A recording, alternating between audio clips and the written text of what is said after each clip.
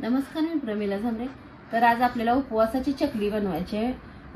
उन्हाळी वाळवण आहे। तर मी रात्री एक अर्धा किलो शाबू भिजत ठेवलेला, तर एकदम छान असा शाबू भिजलेला आहे आणि भिजून फुगलाय पण भरपूर असा। आणि बटाटे शिजवून घेतले ती मी अर्धा किलो पेक्षा जास्त बटाटे घेतले ती। ही बटाटे आपल्याला आता किसून घ्यायचे ते, म्हणजे चकली करताना शेवग्यात अडकणार नाही।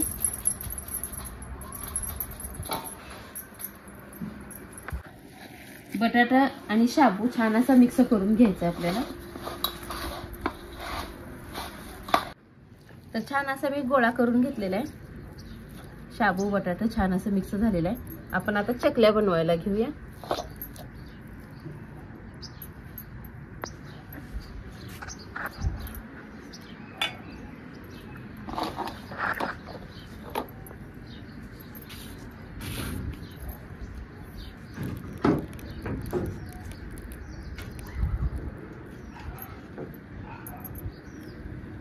जसं आपली कुरवडी येते तसा आकार ह्याला येत नाही। जरा ही शाबू आणि बटाटा असल्यामुळे कुणीकडे बी पळते ही चकली।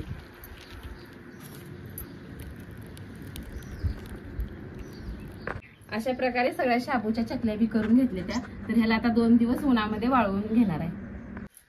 तर काल जी आपण शाबूची चकली केली ती छान अशी वाळलेली आहे आणि दिवसभर उन्हात ठेवली। आता मी काढून आणलेली एक चकली तुम्हाला मी आता तळून दाखवते। तर गॅसवर तेल तापत ठेवलेलं आहे। तेल चांगलं कडक होऊ द्यायचं आहे, मग चकली सोडून घ्यायची।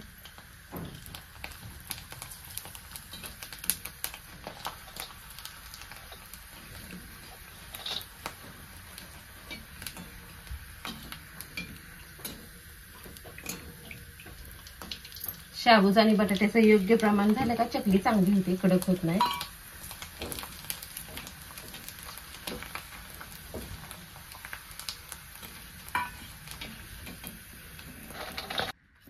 तर बघा एकदम खुसखुशीत अशी शाबूची चकली झालेली आहे।